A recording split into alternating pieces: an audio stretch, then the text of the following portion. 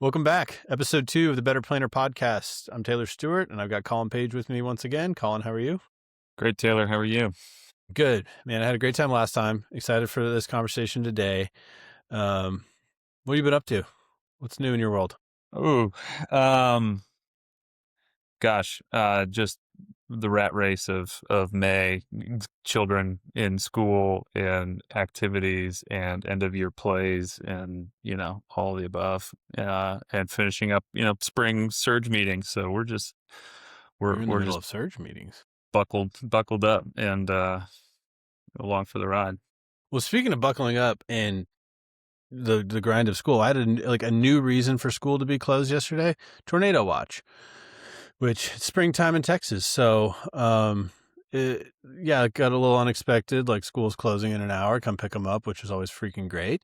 And this is like kind of an interesting, like, there's like a hype to reality of storms. I don't think we got a drop of rain. Oh my gosh, we had a snow closure this year for rain. Yeah. It was just thread of snow, and all it did was rain. Yeah. And we've had, oh my gosh. I looked at it, and I don't want to make light of it because there were tornadoes and it did tear apart some small towns, but it was interesting to close school for this one. Like, I mean, like we're pretty tornado savvy down here, and I looked at that, I was like, but I guess better safe than sorry is what they say. But it was kind of weird to be like home with the kids for a storm and okay, nothing. Yeah, happened, I feel like an amateur meteorologist getting on my phone ahead of these weather events, and I'm totally biased in terms of whether I think they should close the schools or not. Well, absolutely. So could you name your local weather people? No. Okay. So this is interesting. I grew up in Nebraska, then I moved to Oklahoma, and I've lived in Texas for however long now. Big weather, right down, kind of tornado alley-ish right now. Weather people are celebrities here. Everybody knows them. Everybody has a strong opinion. In Oklahoma, there's all sorts of drinking games. Gary England was a popular one. He passed away a few years ago, but it was like when he says Ranger 9, it was like the name, like Hook Echo, all these things. So like, and even last night, texting local friends, like, everybody going to turn on Rick Mitchell? And like, then some are Pete Delkus guys. So anyways, it's kind of interesting. Like the weather people, they're straight up celebrities down here, and people have strong opinions on who they listen to or not. And I think that's just fascinating that I guess that's not a big thing in Virginia. Yeah, I lied. There is a local weathercaster who's been in the news a lot lately around here in Virginia, but it's not for anything he did on air. It's for it's some X-rated shenanigans. Okay, that's one way to get popular too. That's one way to know who your local weather forecaster is. The last thing I was going to say on that is sometimes, like, I watch them, we always watch when there's like a severe weather, they take over whatever, NBA playoffs are supposed to be on NBC last night, instead it was the weather guys. And like, being a meteorologist is a pretty hard job to get into. You gotta be pretty smart. Those four guys, typically guys, spend so much of their time like, now go to a central bedroom and grab, they're like, just, they have to say the same thing for every storm. And I wonder, does this get super old after a while? Of like just having to like kind of repeat the same, like, don't go outside.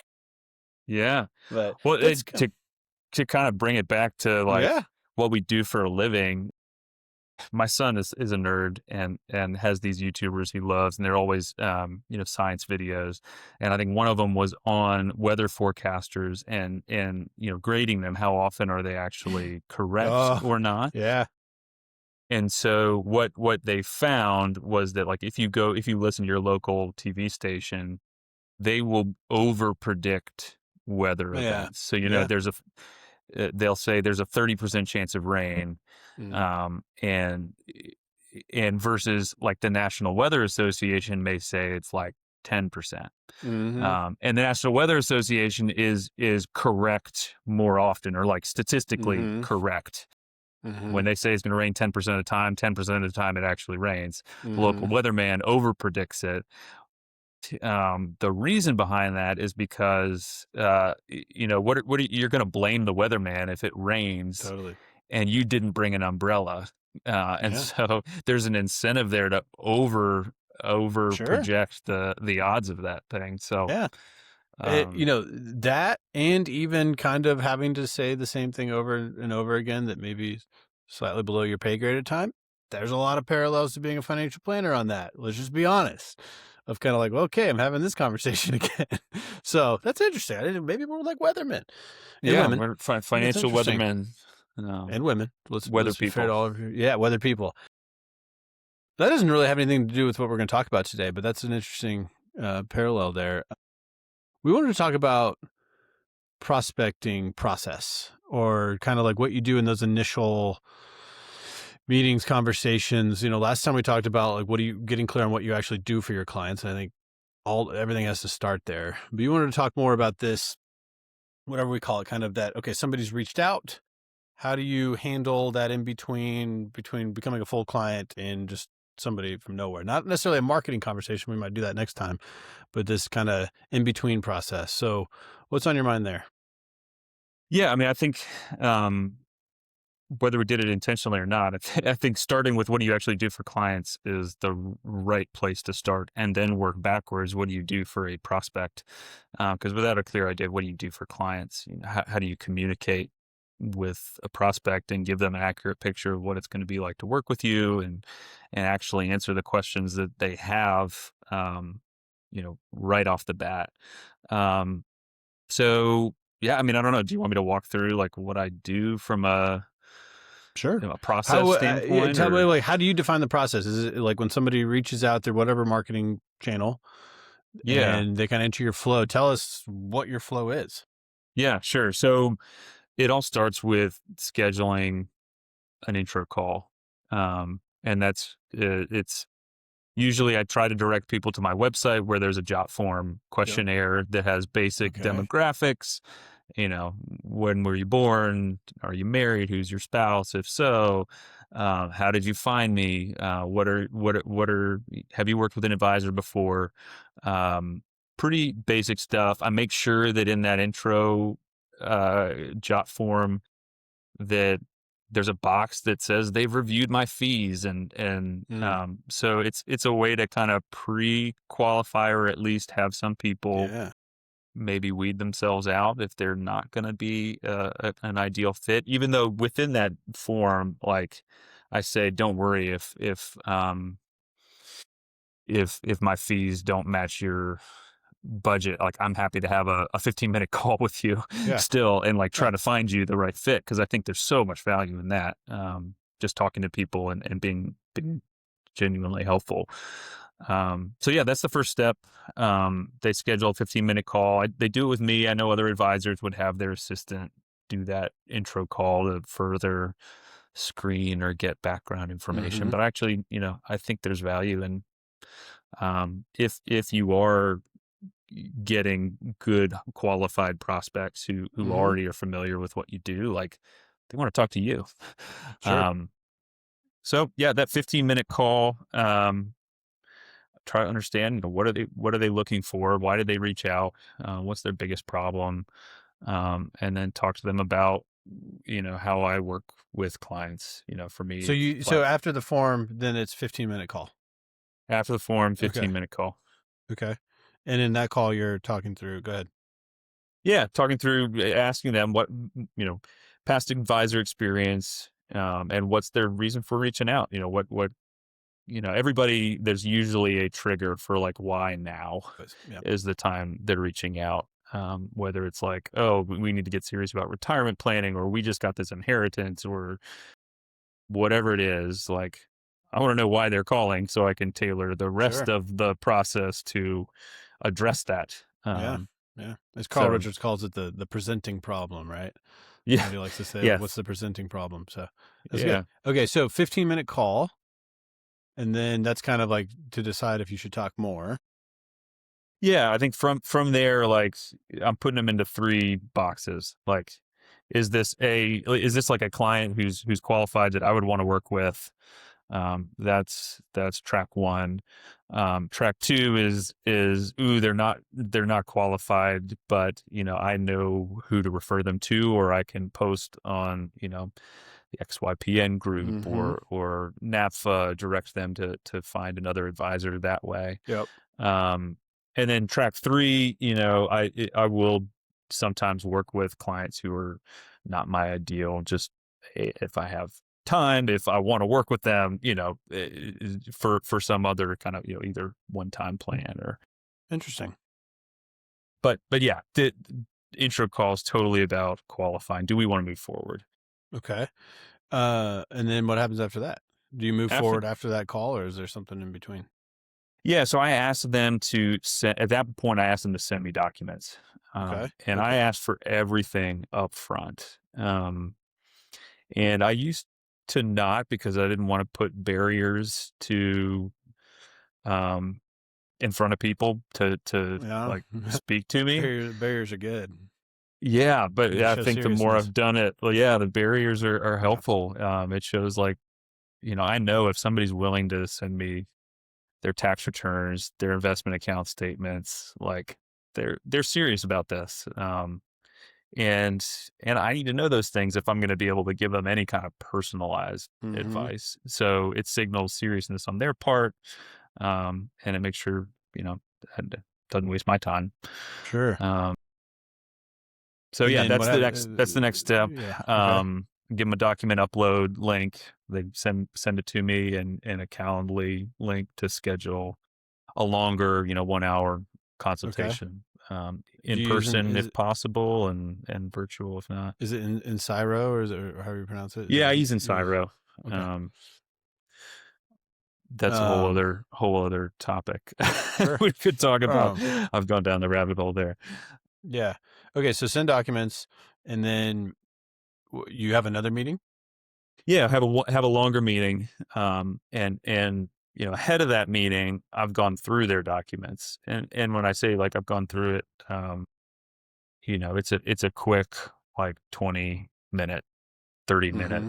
pass through all the documents they send me. The most impactful ones are going to be tax returns, pay stubs, investment account statements, and I build out their profile. I use your software, Credora, and I build out just a basic balance sheet and income, um, cash flow statement. All their income sources. I know what their debt payments are at this point. I know what their savings rate is, Mm-hmm. for the most part from their investment statements or pay stubs. So, Mm-hmm. I've got a pretty good high level understanding of where their money's coming from, where it's going, and what they Mm-hmm. have, which is Yeah. like 9/10 of the game. Do Um, you use the document extractor in Cordora for that, or a oh blend yeah, of extractor? Okay. So you take yeah. the documents from Zyro, upload them into Cordora. Exactly. Yeah, Okay. especially like account statements, um, you know, the ability to just like quickly pull out their holdings, Yeah. and so, like, I've got an accurate picture of how they're invested, and that may, spark thoughts that would be good to talk about in a meeting. If I've got a client who's, you know, 6 months away from retiring, but they're 100% in stocks, that's a question. Sure. Why still so much risk? How long does Yeah. that take you to build that initial profile out? 20 minutes. And that's kind of like going through reviewing things as you go too. It's not just purely Exactly. about like Yeah, calling. Yeah. I'm not So just 20 to 30 uploading it, minutes to like upload and feel like you understand what's going on. feeling like I've got a good Nice. 10,000-foot view of the whole, That's awesome. and if you've looked at enough plans and haven't seen enough clients, like, that's you can get a whole lot of information from that just Yeah. spending 20 minutes with their documents. Nice. And then you meet with them Gonna meet with them. Yeah. and do what? Talk through it all. Yeah, so the first part of that meeting is just like, try to understand their goals. So, I've got some idea of it, or at least their presenting problem, as you called it, Mm-hmm. with that initial intro call. But this is where I want to kind of do the discovery of, like, what are your broader, Mm-hmm. retirement goals? Tell me about your family. Um, understanding maybe their past history with money. If money weren't an object, what would you be doing differently? Or if there's all sorts of great questions or ways to get into, kind of the meaning, seeking out that meaning, that's Yeah. behind the numbers. And what's the outcome of this meeting? Like work together or not generally? Or have you kind of already Yeah. okay. So nobody's committed to anything yet. Right. Okay. Yeah, and the output from this meeting is generally a one-page plan, where I've already got their basic profile in Cordora, the planning software, and writing down their goals. Basically Mm-hmm. the statement of financial purpose and some goals listed underneath Mm-hmm. it, um, and then an overview of their Mm-hmm. situation or some high level changes Mm-hmm. to be made. Um, so yeah, first half of the meeting, kind of understanding their goals. Second half of the meeting, I walk through, here's the things that I see. Having spent, 20 minutes with your Yep. documents, I'll walk them through their cash flow and, Nice. and ask questions about it, try to understand, maybe I didn't capture something correctly, Yeah. but highlight planning opportunities, highlight gaps, Yeah. with their actual data and try to answer as many of their actual questions Are you doing as this like with possible. software in front of them or just conversationally or both? Kind of depends. Yeah, usually that first part of the conversation is nothing on the screen. I've got a TV screen, in here. And then the second half, when I actually give them, well, here's my overview of your situation. Yeah. I turn the screen on and we'll Nice. walk through, How those many of these different. meetings are virtual versus in person? For me, I mean, most of my clients are local, so I would say, well, more than half are in person. Nice. Uh, Um, do they generally make a decision to work with you or not in that meeting, like on the spot, or yeah, I usually have a pretty good idea. you can tell? At the time. Yeah, you can tell Yeah. if they're ready to Yeah. go or not. Yeah. And a lot of them will say, "Yeah, what do we do next? We're ready to go." Nice. Um, at that point, because I'm flat fee, I haven't really talked pricing with them Mm-hmm. yet. And so that's kind of my other reason for getting all their information up front is that I Mm-hmm. pay price based on complexity and the Yeah. time I think it's going to take me. And so I don't really know that complexity until I've seen their documents, I've gotten Yeah. a fuller picture. And so, the other outcome from the meeting is that I'll be able to propose a price, whether it's just my base flat fee or whether, I'm going to charge something additional for a more complex estate or Yeah. investments or situations. That's kind of the outcomes from the meeting is I've been able to give them a one-page plan. I've tried to answer as many questions as I can, be as helpful as I can, give it a Yeah. ton of free advice. Yeah. And then third, be able to quote them a price. And You do that sometimes on the spot, or do you need some time sometimes I'll sometimes? do it on the spot, especially if it's like it's straightforward. It's going to be my Yeah. base Yeah. flat fee. Sometimes I'll say, gosh, I got to think about it. Maybe something's come up and I don't want to feel the pressure, but I tell them I'll follow up, later today with a proposal. Yeah. That's interesting. Yeah, I think one takeaway there: flat fee doesn't mean same fee. First of all, Mm, it does not yeah. mean the same fee every single time. Um, what's I hate this phrase, but like, what's your close rate? Would you say? Um, I don't actually track it, but it's darn near 100%. Yeah. I Would you mean, say like if basically the people you want to work with generally you end up working with? yeah, yeah. Yeah. If we've had this sit down meeting and I try to Yeah. only offer it to people that I want to work with, Mm-hmm. um, So you've kind of done your filter right there. Like you don't take that because you got the form, the 15-minute call. They're not really going to move past the 15-minute call unless you are feeling pretty good about things. unless I'm feeling Right. pretty good. Yeah, Yeah. yeah. I mean, Yeah. I will know whether they're a qualified Mm. prospect after that first 15-minute call, Yeah. and then offer the longer one consultation only to ones who are qualified. Okay. That's interesting. Yeah, that's a great process. So let's jot form, schedule a call, have the 15-minute call. Then from there you decide whether you want to have a longer conversation and you'll request the documents, go through everything before the meeting, then have that generally in person meeting, confirm that, make sure you understand all the facts and let them talk a little bit and then present your findings and then go from there. Yeah, yeah. I send them a proposal email right after that, and that's where I include all the link to my ADV, link to Mm, privacy policy. I send them a contract at that point, that they can e-sign if they're ready to move forward, or schedule another follow-up, a 30-minute call if they have any questions. But generally, most people are ready to sign at that point. Yeah. How long does this whole, like, what's the normal timeline from that first jot form is submitted to that in-person meeting, or actually past that, they've actually like made their decision and signed? Interesting question. It's totally dependent on the client or the prospect. I've had some who are like, it's like a couple days from that intro call, to the meeting, they're ready to go.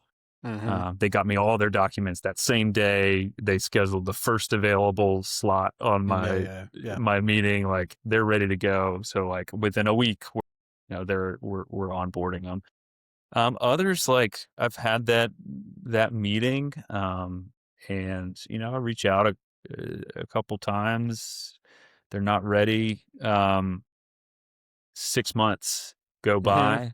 Yeah. And I get a phone call like, "Hey, remember me? Like, can we actually do this?" And so, when I say it's like a near 100% close rate, that doesn't mean they're like signing up on the spot, but like at that point, like, you've shown your value, you've demonstrated like what you can do. Maybe, maybe something else is going on in their life right now, or maybe they're just procrastinators. Yeah, look at your own life right now. Could you take on all that? Like, yeah. And that 15-minute call, is it a phone call or a Zoom call? Always a Zoom or phone. Okay. I give them the option. Nice. How much has this changed over the years, your process? Yeah, I think if anything, it's gotten more restricted. Like, and I've had to be more disciplined about like who moves on beyond that first 15 minutes. Yeah. I think as I've like found my ideal client and niched down. I mean, retirement planning is my niche. That's not exactly that small. Right. But like I used to do work with business owners and younger folks and all that thing. So I think I've gotten more disciplined as I've gotten more established and can afford to be pickier. I want to make sure that they will fit my process. Because that's better for both of us. Yeah, for sure. Yeah, that's great, man. That's really good. Yeah, I love that. I mean, because it goes back to, we're, like I said last time, like, we're all very well meaning. We want to help everybody, but you just can't. And especially from a business perspective, you just can't help everybody. So like, I think I have found every time I try to weed somebody out harder, it like increases conversion, because you have to like it's a marketing thing. Your ability to repel is equivalent to your ability to attract. Ability to retract is equivalent to your ability to repel. You have to repel people. And that friction shows a seriousness to it. And I think that's great. Like, if you make it just no friction at all, which, if we're talking about my process, we could learn some things not to do. But like, you're gonna get the looky-loo types, just want to check it out. And so, which can work kind of, but like, I think this is great. Like, you're showing, like, that's really nice, man. That's a lot of value. That's an involved process too. And that's a commitment for each client. Yeah. I mean, but at the end of the day, it's like, okay, what have I spent? 15 minutes on an intro call. Yeah. 20 minutes maybe looking at their documents and building out a quick profile, and an hour. So that's like less than 2 hours. Okay. Well, when you put it that way, so it's not that. I mean, I know advisors who will have multiple meetings. Yeah. 3 meetings, 3 1-hour meetings before they've signed up. And boy, that would be hard. I think this they don't move is, forward. From my experience, because I started in traditional AUM and insurance world, that was normal. But you were asking for such a bigger commitment up front than like flat fee planning, where you can just kind of start planning and the value's so much more obvious. Like, if you're trying to sell a product, which is okay, you kind of have to prove it a lot. You got to go through a sales process, call it what it is.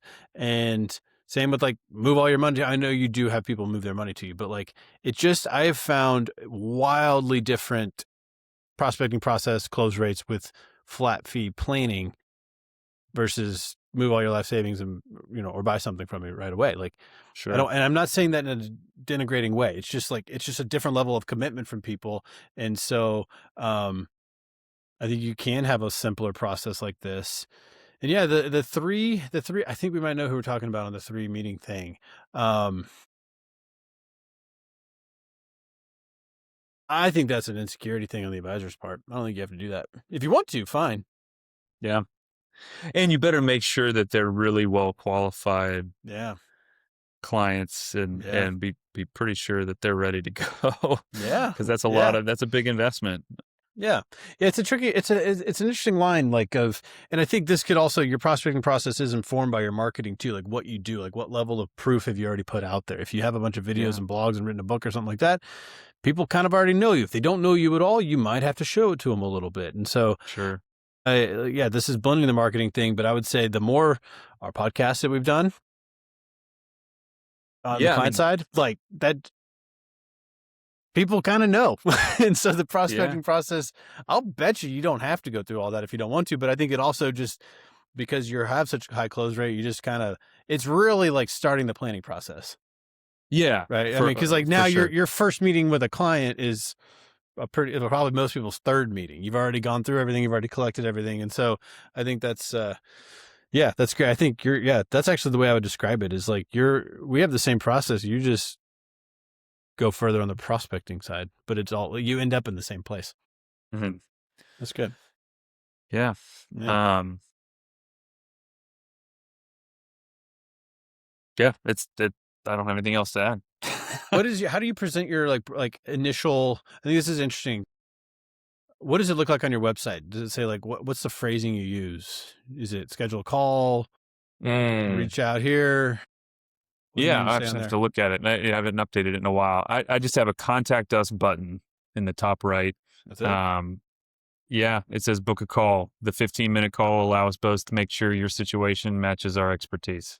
Oh, that sounds familiar. The book a call button takes them to that intro call questionnaire. So, yeah, I mean, I've set up, the intro questionnaire to feed into my CRM. So the job form's connected to Salesforce. So that, that auto generates their household and populates the 2 key people in it. So there's some cool, tech enabled, adds them to my mailing list, that sort of stuff. So all that happens behind the scenes. So I want to pause on this for a second, because I didn't realize, you'll see the 15-minute call will give us both the chance to make sure your situation matches our expertise. That's exactly what I have on my website. I think maybe I stole it from you. I think no, I am 100% confident you did, because I've talked a lot about this, and I stole/borrowed it from another advisor, Terry Anderson, who's like big law planning or whatever. So that's I'm glad I wanted to pause on that, because that has been one of the unlocks, I would say, from like a prospecting like that is such an approachable way to frame it. And one more time, it's like I call it, I say, if this sounds like what you were looking for, then let's schedule a call. The 15-minute call will give us both a chance to make sure your situation matches our expertise. Like, if this, like, how fair is that? If this sounds like what you're looking for, it didn't say like, if you're ready to go, like I think that's fantastic. And like, that's just like schedule a call, book consult. I don't know. I think that is so much more approachable. I just love that phrasing. And I think, it's not something like, even though it's implied, like what the book now or book a call, schedule, whatever, contact us means, like I found that like, I love that phrasing so much. And so I think like that's something to like review on your own website, or consider updating to just match ours. You can go to Adderoke or Oakley and use that language, because it just, if you have a nice flow, like how can you argue with that on your, you know, like, that's great. Yeah, I think you nailed it with talking about, I've got an active blog and we've done this podcast, but like, this wasn't a marketing episode, but like, I feel like that is almost part of the process also. Totally. So that people know who you are ahead of time. You're not having to prove yourself. They've already listened to you talk about something and something resonated with you or with them. And that's interesting. Yeah, great process. Thank you for sharing that. Feel free, listeners, steal, borrow, whatever. We all steal and borrow from each we other. all do it. Yeah. Yeah. I, I will go through mine just kind of briefly because, like I said, it's pretty similar to yours, but definitely different enough. Um, I told you I have the schedule. If this sounds like what you're looking for, link. I don't have a job form. But it all leads to that 15-minute call, which is like, what do you want to talk about? And I'll tell you, I am blown away by how much detail people will put in a Calendly linking or Calendly meeting description. Like, just you do you don't ask build a plan. questions on yours, or do you just give them space? What would help us prepare for this call? Let me pull it up real quick. It's just a,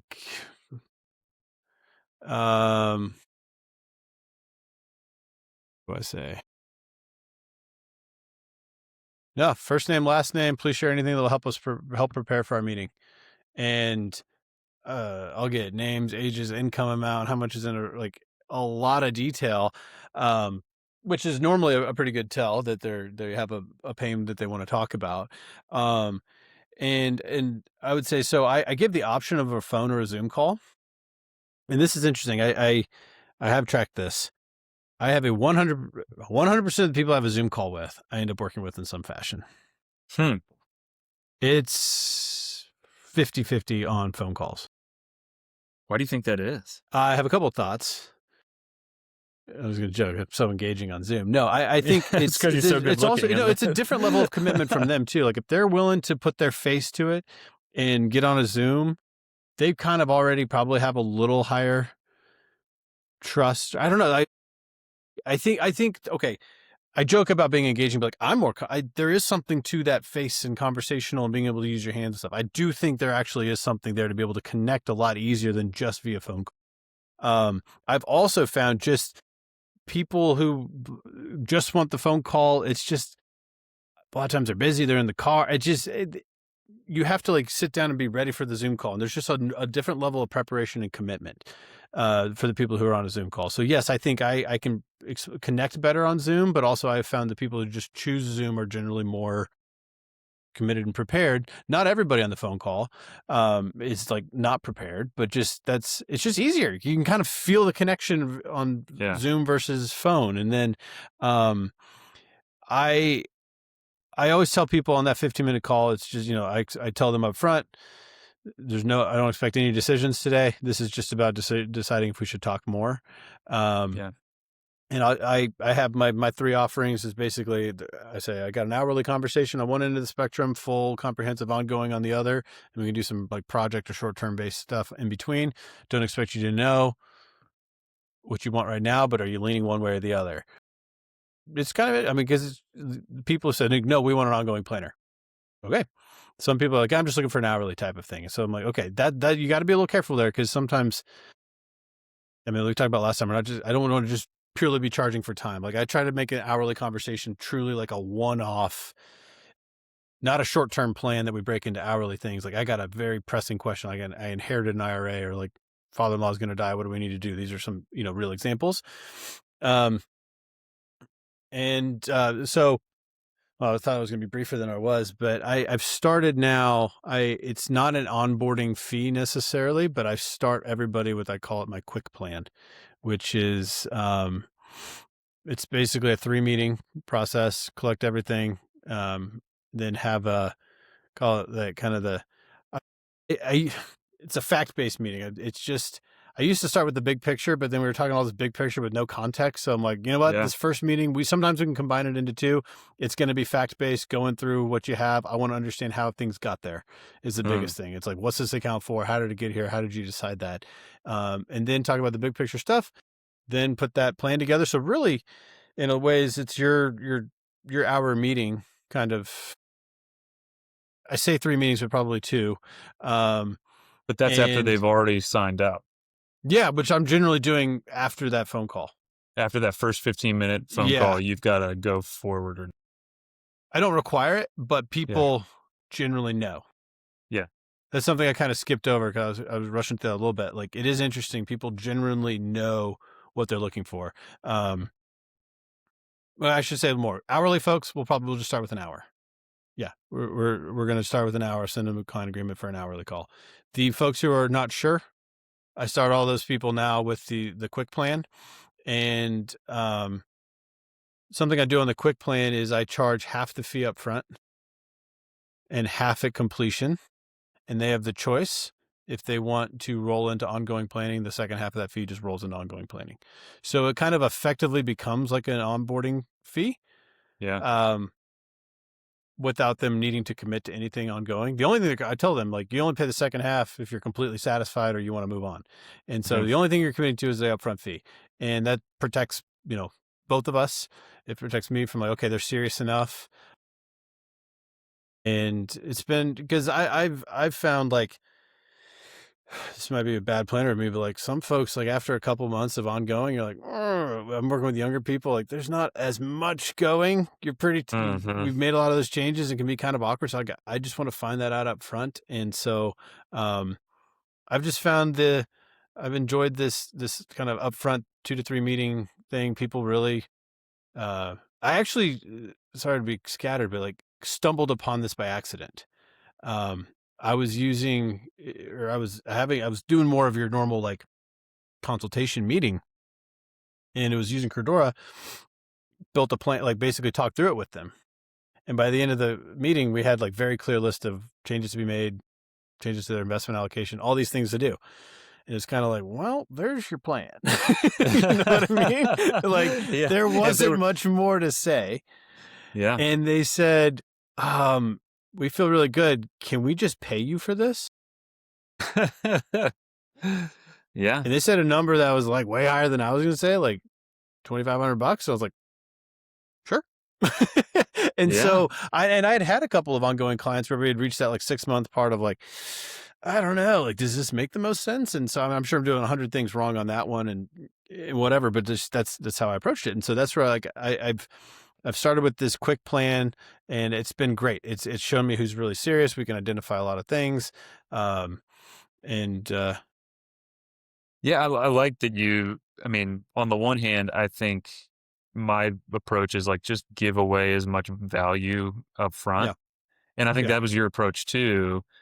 But you've adapted to, if you're giving away so much value that you're answering all their questions in that 1 hour meeting, this is where it comes into like knowing who your client is and what kind of service they want, and how you want to provide that service. Like, yeah, you should get paid for providing all that value, up front too. And I mean, that's something I talk about, like I have a little intro video on Adoric. Like I founded this company based on 2 core beliefs. People have questions about what to do with their money and they don't want to be sold something. So like if you just want your questions answered in a plan, go for it. That's fine. I'll help you with that. I don't need to drag you into a long-term relationship if you don't want one.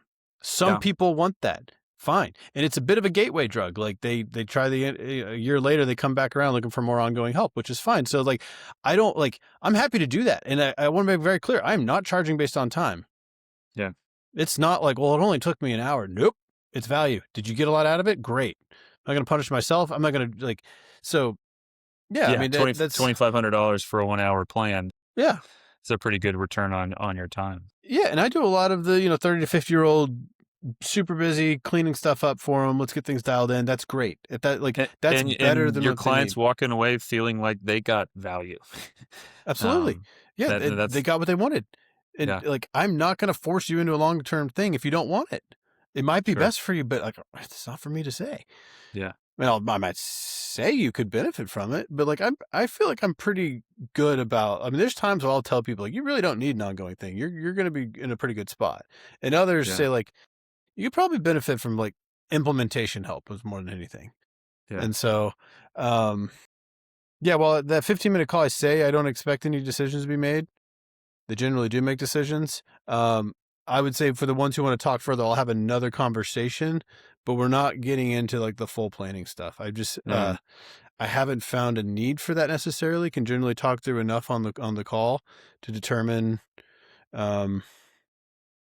if it could be a fit or not. And so, yeah, I think 2 interesting ways to go about it between the 2 of us. Well, thanks for Thanks for sharing. I mean, there's a lot of parallels, but also some important differences in how we're approaching it. Yeah, no right And I answers think to it that. speaks to the type of clients that we're serving and the way we like to do it, and that's ultimately what it all Well, comes back to. I'll bet 90% of my clients first advisor they've ever talked to as well, just different life stage. So there isn't, it's just different, and so yeah, and I would say on that, like I've learned to embrace passing on relationships, and saying no, and here's a great person for you. Partially just capacity right now. The other is just, you gotta be so intentional with the people you work with. And if Yeah. you can, like, sometimes people say, well, if we meet for 45 minutes, can you charge me for that? That's a red flag. You know what I mean? So Mm, like, and just kind of say, I think you might benefit from this, and just being super comfortable with that, and picky in a good way. I want it to be mutual. Like, and so, yeah, I mean, I think, I don't know, to kind of wrap this all together, just thinking that prospecting process through, I mean, ultimately I think the goal is to work with the people you want to work with, and that it's a mutual fit. Some could say it's just to work with people. You kind of define what the goal of your process is, and then figure out what that flow needs to look like. Save you can The more proof you can give up front, the easier the whole thing will be. sure. But yeah, I don't know. How do you think about if you ever need to make a change to your process? Oh, I change it constantly, or in the past I have. I think I've settled into this now, but like, um, yeah, don't be afraid. That's one of the best things about being like a business owner and getting to call the shots is you can run an A/B test. You can do it That's the one thing. way I was for a just going to week, use that. do it a different way another week, see what works. I was going to use that language because, like, that's what I'll say these like normal businesses do. Like as I always kind of like, a lot of advisors aren't running normal businesses. We just don't do a lot of these things. But A/B test is super normal. Yeah, Different yeah, landing pages, different booking links, different everything. Find out. Try it yeah, out for yourself. Like, is this fit? Is that too brief? Was that too long? Just, you got to yeah. experiment and find it. And it's just changed as I've gotten busier, and Mm-hmm. I've had to get more Yeah. intentional about the process, Yeah. and yeah. That's great. I think the last thing I want to ask about, just you plan on always taking that initial call? Ooh, I think as long as I have kind of a boutique firm where these are clients that are going to be working with me Mm-hmm. directly, yes. I think if I've ever got, other advisors that I'm trying to direct prospects to, then maybe not. But also I always appreciated it when, like, you call somebody's office and they are actually the one picking up the phone rather than the front desk. So, I don't know. I think there's a lot of value if you can do it. And it's scheduled, for gosh Christ's sake. Is like, when it's coming. Mm-hmm. They're only able to book a time that's open on your calendar. Mm-hmm. I think there's a ton of value in being the one that answers the phone. Sure. Yeah. I So I I generally agree. I'm just thinking, like, I mean, so many other professions don't, sure, but I don't think you have to, but yeah, I don't think you have to. we're all trained to. Yeah, and I think if you have, go back to what we said, if you've demonstrated your value in other ways, like maybe you don't need to be the one answering the phone. If they've listened to your podcast, or they've read your blog post or newsletter. Um, I think probably for a lot of like the solo planners here, you're just not running a high volume enough practice to like need to, mhm. like, how many calls a year are we talking about?